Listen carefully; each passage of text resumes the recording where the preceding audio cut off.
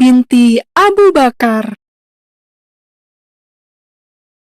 Asma adalah putri dari Abu Bakar radhiyallahu anhu yang merupakan salah satu dari Khulafaur Rasyidin atau pemimpin besar Islam.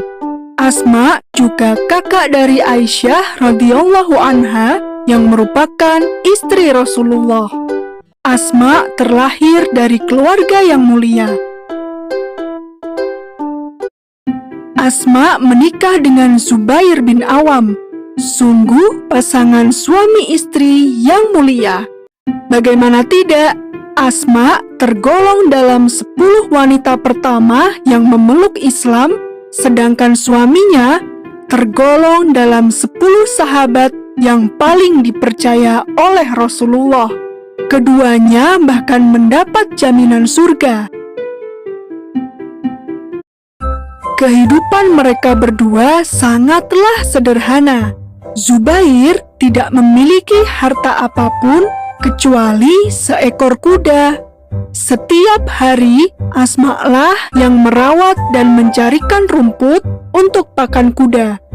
Sehatlah selalu kuda, agar engkau berguna bagi suamiku, kata Asma.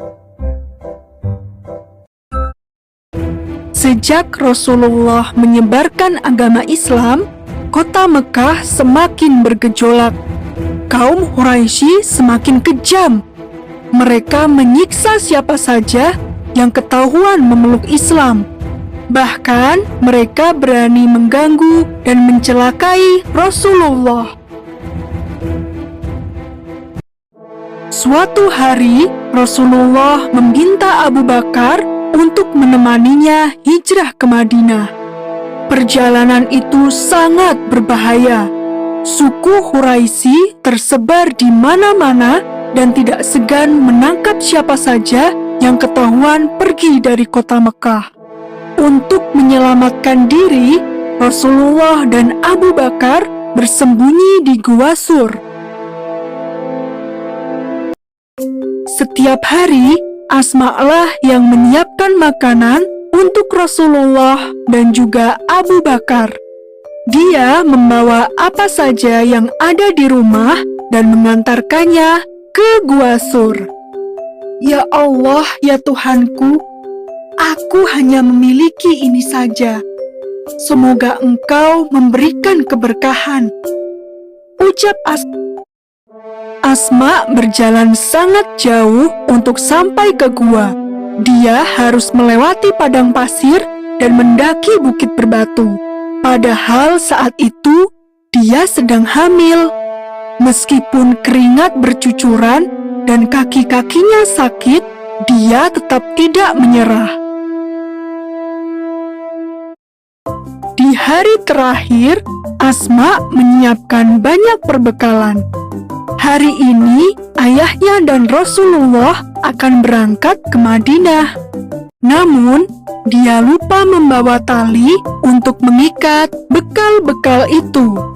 Dia pun melepas ikat pinggangnya dan menyobek menjadi 2. Padahal, dia tidak mempunyai ikat pinggang yang lainnya.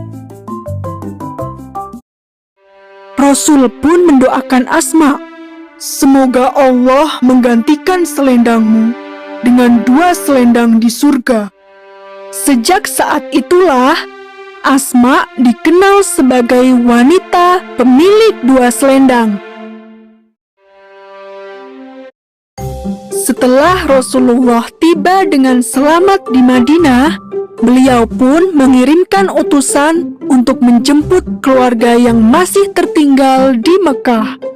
Alhamdulillah, Asma begitu gembira karena bisa berkumpul lagi dengan Rasulullah serta ayahnya.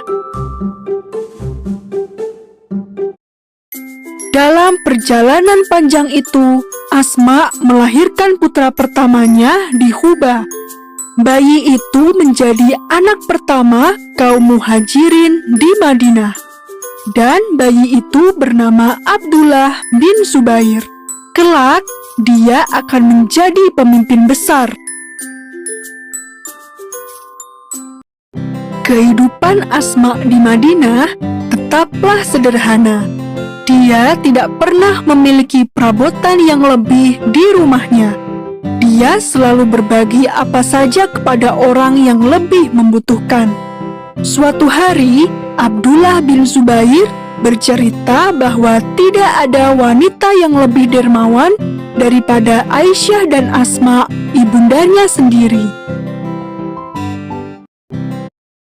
Untuk membantu keluarga Asma, Rasulullah memberikan sebidang tanah kebun kepada keluarga Zubair. Kebun itu ditanami kurma, dan yang bertugas merawat adalah Asma. Ketika masa panen tiba, Asma mengangkut sendiri kurma-kurma itu. Pernah suatu hari, Rasulullah melihat Asma mengangkut kurma di atas kepalanya, dan beliau meminta Asma untuk naik ke untanya. Namun, Asma menolak. Dia tidak mau naik unta bersama lelaki lain dan membuat suaminya salah paham, meskipun lelaki itu adalah Rasulullah. Zubair yang mengetahui cerita ini pun bersedih. Hatinya terasa berat. "Istriku, mengetahui engkau membawa kurma di kepala lebih berat daripada engkau naik unta bersama Rasulullah." Zubair sangat terkesan dengan kesetiaan istrinya itu. Asma mendidik anak-anaknya dengan tegas dan selalu berpegang pada kebenaran. Ketika anaknya Abdullah menjadi pemimpin besar, cobaan berat datang lagi kepadanya. Kota Mekah dikepung oleh pasukan Al-Hajjaj. Saat itu, pemimpin Al-Hajjaj memberikan tawaran kepada Abdullah, "Menyerah dan tunduklah padaku, maka aku akan mengampunimu serta memberikan harta dan kedudukan yang pantas." Abdullah begitu putus asa. Ketika menerima tawaran itu, hatinya sempat goyah. Abdullah meminta nasihat kepada ibunya, dan Asma menjawab, "Demi Allah, aku tidak ingin mati sebelum mengetahui kepastian nasibmu. Entah itu engkau menang dalam pertempuran, ataukah engkau dibunuh, sehingga aku dapat bersedih dan berserah diri kepada Allah." Mendengar jawaban ibunya, Abdullah pun memutuskan untuk terus berjuang.